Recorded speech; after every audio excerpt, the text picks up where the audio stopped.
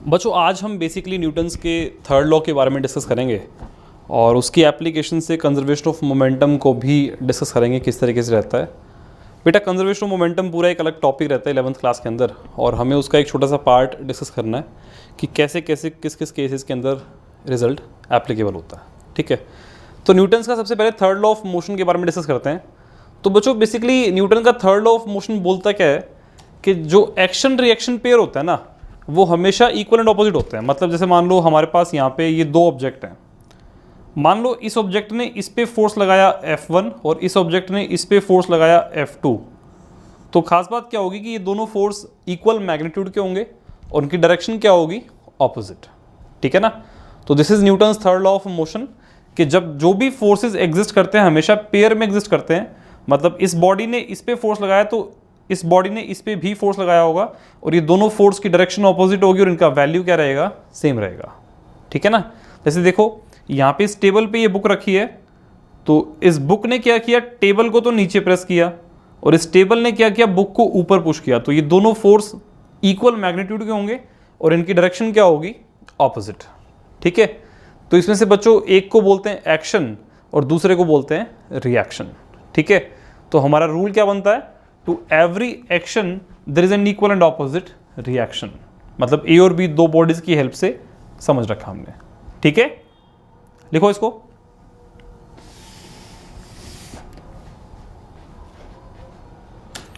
अब देखो मैं आपको इस पार्ट का एप्लीकेशन कुछ अलग अलग केसेस में बताता हूं और ये समझना बहुत ज़रूरी है।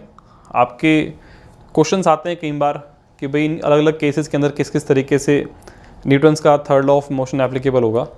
तो सबसे पहले मैं गन की बात करता हूँ। गन के अंदर बुलेट है, ट्रिगर को जैसे ही प्रेस करते हैं तो ये बुलेट आगे की तरफ फायर होती है। तो बच्चों जब ये बुलेट आगे की तरफ जाती है ना तो ये गन पीछे की तरफ रिकॉइल करती है।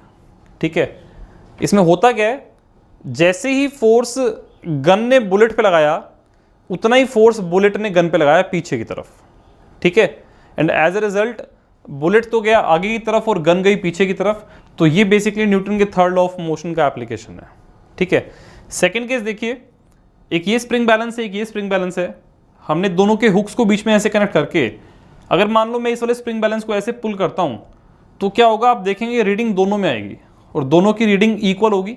इसका मतलब यहाँ पे इस पॉइंट पे ये दोनों एक दूसरे के ऊपर इक्वल एंड ऑपोजिट फोर्स लगा रहे हैं। ठीक है ना, और तीसरा इसका एप्लीकेशन हम ऐसे देखेंगे, जैसे मान लो ये बैंक है और यहाँ पे कोई बेसिकली एक बोट पे पर्सन बोट से उतरने की कोशिश करता है। तो जैसे ये पर्सन बेसिकली बोट से उतरता है तो होता क्या है कि बोट पीछे की तरफ जाती है। ठीक है, उसका कारण क्या है बेटा, यहाँ पे कॉन्टैक्ट पे फोर्स बनेगा, वो फोर्स इस पर्सन को तो आगे पुश करेगा और वही फोर्स इस बोट को पीछे पुश करेगा। ठीक है, तो ये बेसिकली क्या है, एक्शन रिएक्शन दोनों का इक्वल एंड ऑपोजिट होगा। बात क्लियर है, आप लोग इसको लिख लीजिए। तो ये तीन application basically action reaction pair की थी और अब हम बात करेंगे कंजर्वेशन ऑफ मोमेंटम की। तो बच्चों एक रूल है बेसिकली जो हमें याद रखना है, टोटल मोमेंटम एक सिस्टम का जो होगा ना वो कंजर्व्ड होगा। मतलब कंजर्व्ड का मतलब अनचेंज्ड होगा, कांस्टेंट रहेगा। कब तक, जब तक कि कोई एक्सटर्नल फोर्स एक्ट नहीं करता। ठीक है ना, इसे बोलते हैं law of conservation of momentum. बात क्लियर है, लिखो इसको, law of conservation of momentum. देखो बच्चों हम यहां पे एक फॉर्मूला ड्राइव करेंगे और वो formula basically conservation of momentum को रिलेट करता हुआ होगा और उसमें हम न्यूटन्स के थर्ड लॉ सेकंड लॉ के बारे में डिस्कस करते हुए रिलेशन निकालेंगे। ठीक है, देखो बच्चों क्या है relation, we have these two bodies, इसका मास मैं लिखता हूं ma, इसका मास mb।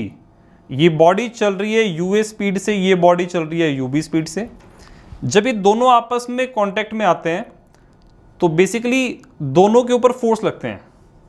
इस पे फोर्स लगेगा आगे, ठीक है ना, तो उस फोर्स को लिखेंगे FAB, मतलब force on B due to A। इस पे फोर्स लगेगा पीछे और ये बनेगा FBA। FBA का मतलब force on A due to B। As a result after collision इसकी वेलोसिटी VA हो जाती है और इसकी वेलोसिटी VB हो जाती है। ठीक है ना, तो हमें इवेलुएट करना है कि इनमें आपस में रिलेशन किस तरीके से रहेगा, ठीक है। तो basically these are values before collision, mass m में velocity ua, mass mb velocity ub। During collision दोनों ने एक दूसरे पे फोर्स लगाया। बेटा इस फोर्स को नॉर्मल रिएक्शन भी बोलेंगे, वो हम 11th क्लास में देखेंगे। आपको बस ये समझना है कि दोनों ने एक दूसरे पे फोर्स लगाया and after these forces velocity becomes va and vb, ठीक है। लिखो इसको।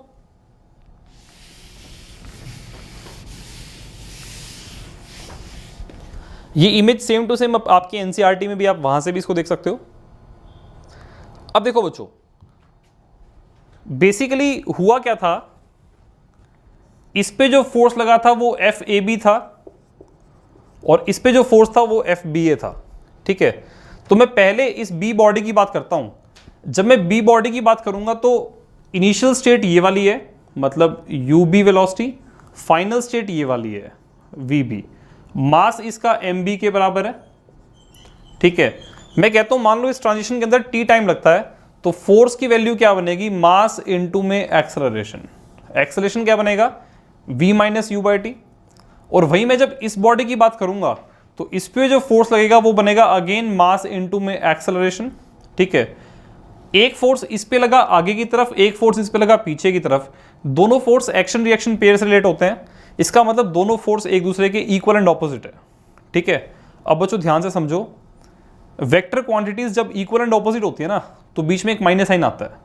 मतलब मान लो आप एक ऐसा वेक्टर है, इसको a बोल रहे हो ना, तो जो ये वाला होगा ये माइनस a होगा, ठीक है। ऐसा वेक्टर्स में होता है, ये हम 11th क्लास में देखेंगे। अभी के लिए आपको याद रखना है ये दोनों फोर्स इक्वल हैं और ऑपोजिट डायरेक्शन में है, मतलब ये दोनों एक दूसरे के नेगेटिव होंगे। इस FBA को मैंने यहां पुट किया, FAB को मैंने यहां पुट किया।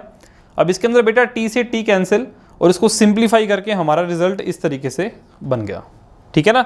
देखो ये क्या है, MAUA, मतलब मोमेंटम पहली बॉडी का, A बॉडी का बिफोर कोलिजन। MBUB मतलब B बॉडी का momentum before collision. MAVA A body का मोमेंटम आफ्टर कोलिजन। और MBVB B बॉडी का कोलिजन, B बॉडी का मोमेंटम आफ्टर कोलिजन। मतलब initial momentum total final momentum total के बराबर होगा। बात क्लियर है, लिखो इसको।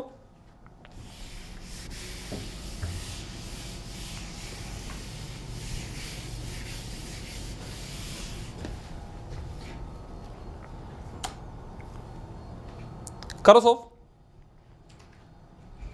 देखो बच्चों, क्वेश्चन कहते हैं two objects of mass 100 and 200 grams. एक ऐसा है, दूसरा ऐसा है। 100 ग्राम्स को मतलब मैं 0.1 लिखता हूं और 200 ग्राम्स को 0.2 kg लिखता हूं। और ये वेलोसिटी से मूव कर रहा है 2 metre per second and this is moving with 1 metre per second, ठीक है ना।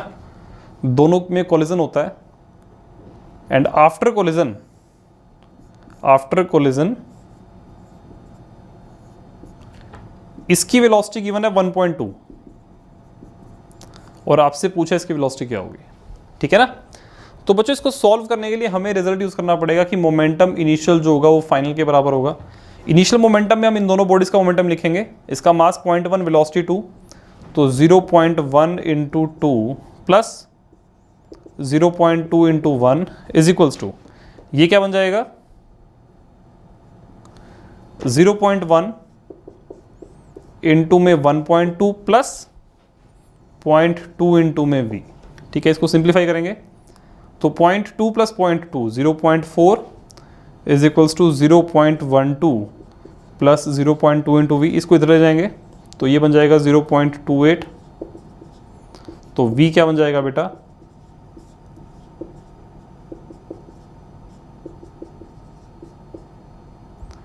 तो ये बनेगा 1.4 मीटर पर सेकेंड। बात क्लियर है, मतलब इसकी velocity after collision 1.4 metre per second हो जाएगी, ठीक है ना बेटा। लिखो इसको।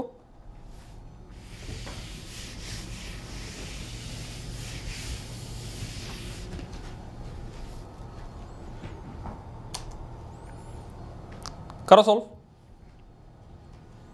देखो बच्चों, ये क्वेश्चन कैसे सोल्व होगा ना, जैसे मान लो ये कोई गन है, ठीक है, एंड ये इसके अंदर एक बुलेट थी इसका मास 20 ग्राम्स है, इनिशियली ऐसा है, दिस इज इनिशियल स्टेट, और इनिशियल रुकी हुई है तो इसका मोमेंटम इनिशियल में 0 रखूंगा, ठीक है। अब देखो क्या हुआ, ये गन मान के चलो सेम सी बना दी यार मैंने, ठीक है ना। 2 kg है, मतलब 2000 ग्राम्स है। मैं मास को ग्राम से भी ले सकता हूँ, बस ध्यान ही रखना है कि हर बॉडी का मास सेम यूनिट में होना चाहिए, ठीक है। And this is the bullet, 20 grams. इसकी वेलोसिटी है, जो फायर किया गया ना, इसकी वेलोसिटी है 150 मीटर पर सेकेंड, ठीक है। और मैं कहता हूं ये बॉडी पीछे की तरफ v डैश वेलोसिटी से रिकॉइल करेगी, और हमें इवैल्यूएट करना है कि v डैश क्या होगा। बच्चों सबसे पहली बात तो आपको ये समझनी है कि मतलब वेलोसिटी वेक्टर क्वांटिटी है, और वेक्टर क्वांटिटी में डायरेक्शन भी इंपॉर्टेंट होती है, तो इसकी डायरेक्शन आगे है, इसकी डायरेक्शन पीछे है। अब इसको हम आगे यूज़ कैसे करेंगे वो मैं आपको बताता हूँ, या फिर आप एक काम कर लो, आप ना इसकी वेलोसिटी आगे की तरफ ही एज्यूम कर लो v डैश, और सॉल्व करके हमारा आंसर अपने आप हमें बता देगा कि ये वेलोसिटी आगे ना होकर के पीछे होगी। कैसे? मैं यहां से मोमेंटम फाइनल जब लिखूंगा बेटा, तो एक तो इसका होगा, मतलब कितना होगा 2000 इंटू वी डैश, और एक इसका होगा 20 इंटू 150, मतलब 2000 इंटू वी डैश प्लस 3000। बात क्लियर है? अब हम इक्वेट करते हैं momentum initial is equal to momentum final. Initial momentum 0 है, फाइनल बन जाएगा 2000 वी डैश प्लस 3000। इसको 3000 को इस तरफ ले गए, 3 0 से 3 0 कैंसिल, वी डैश बनेगा माइनस 1.5 मीटर पर सेकेंड, ठीक है। अब बच्चों नेगेटिव साइन का मतलब समझो। नेगेटिव साइन का मतलब क्या है कि ये वी डैश जो हमने ऐसे जूम करा है ना, ये एक्चुअल में इस तरफ हो जाएगा 1.5 मीटर पर सेकेंड। बात क्लियर है? तो इस तरीके से हम कुछ क्वेश्चन सॉल्व कर सकते हैं बुलेट के रिकॉइल वाले, और मतलब गन के रिकॉइल वाले बुलेट फायर करने पे, ठीक है। इंपॉर्टेंट एप्लीकेशन है, इस पे बेस्ड क्वेश्चंस काफ़ी तरीके से रहते हैं, और आपको 9th लेवल पे इतना ही समझना है, और आप इसको लिखो, फिर हम आगे कंटिन्यू करेंगे।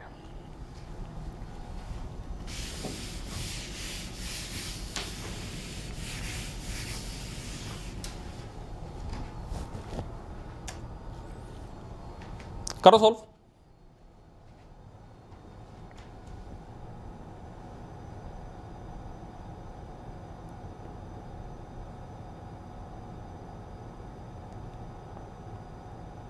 देखो बच्चों, क्वेश्चन है कि मान लो ये एक गर्ल है, इसका mass 40 kg and it is moving with 5 metre per second, ठीक है। And there is a stationary cart, और इसका मास है 3 kg। ये जंप करके इसमें बैठती है, ठीक है ना। तो होगा क्या बेटा, ये इसमें ऐसे हो जाएगी, तो इसका मास टोटल बन जाएगा 43 kg, और मैं कहता हूँ ये मास टोटल v वेलोसिटी से आगे मूव करता है, ठीक है। हमसे पूछा गया है कि v वेलोसिटी कितनी होगी। तो बच्चों ये तो है इनिशियल स्टेट, और ये है फाइनल स्टेट, ठीक है। होगा क्या कि मोमेंटम इनिशियल जो होगा ना, वो मोमेंटम फाइनल के बराबर होगा। इनिशियल मोमेंटम की बात करेंगे तो 3 kg के मास का तो मोमेंटम 0 होगा, और यहां से इसका मोमेंटम बनेगा 200, ठीक है। और फाइनल की बात करूंगा तो वो बनेगा 43 इंटू वी, तो यहां से v क्या बन जाएगा 200/43 मीटर पर सेकेंड, ठीक है। हम सॉल्व कर सकते हैं इसको, और आपका आंसर डेसिमल में आ जाएगा इसको सॉल्व करके, ठीक है ना। 4 और 5 के बीच का वैल्यू रहेगा। लिखो इसको बेटा। ये मोमेंटम हम तभी कंजर्व कर पाए जब लिखा हुआ है कंडीशन के ना, there is no external force in the horizontal direction, ठीक है ना। मतलब मोमेंटम कंजर्व तभी होता है जब कोई एक्सटर्नल फोर्स ना हो, ठीक है। लिखो इसको।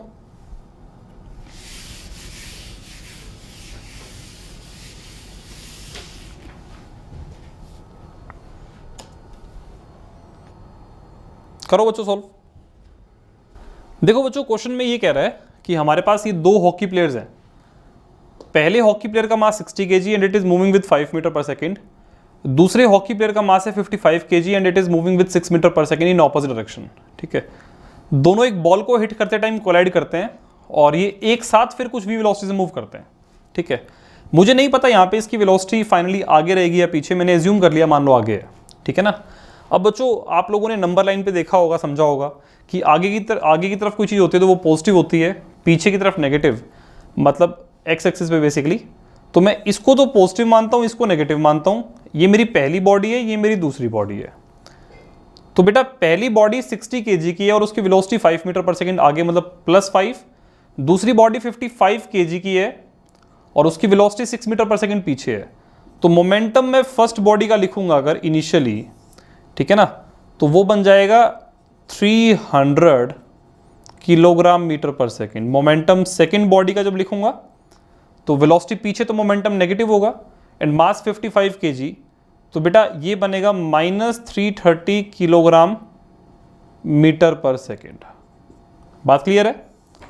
फाइनल स्टेट की बात करूं अगर मैं, तो मोमेंटम में क्या बनेगा बेटा, मास आएगा 115, मतलब 115 और वेलोसिटी को v लिख लिया। अब होगा क्या बेटा कि यहाँ पे मोमेंटम कंजर्व होगा, मतलब मोमेंटम इनिशियल जो होगा वो मोमेंटम फाइनल के बराबर होगा।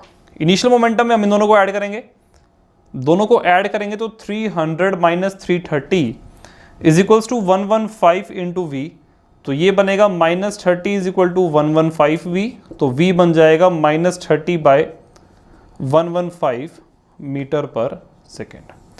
अब बच्चों यहाँ पे समझने की बात है कि वेलोसिटी नेगेटिव आ रही है। नेगेटिव आने का मतलब क्या है कि ये बॉडीज आगे ना जा करके इस तरफ जाएंगी 30 बाय 115 मीटर पर सेकेंड से।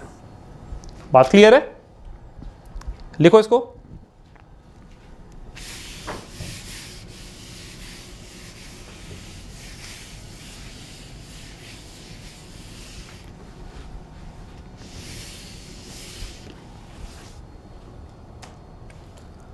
करो सॉल्व।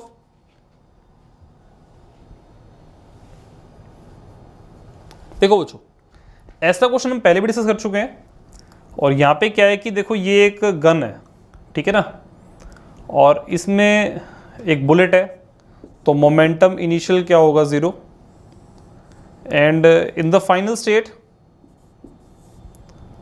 ये 4 kg की है and this bullet is of 50 grams और ये 35 मीटर पर सेकेंड से मूव करता है। ठीक है ना, मैं कहता हूं मान लो इसकी वेलोसिटी v आगे है, तो मोमेंटम फाइनल जो होगा ना वो बनेगा 4v प्लस 50/1000 इंटू 35। तो इनिशियल मोमेंटम 0 है, फाइनल मोमेंटम इतना है, इक्वेट करेंगे, मतलब 0 is equals to 4v plus 50 into 35/1000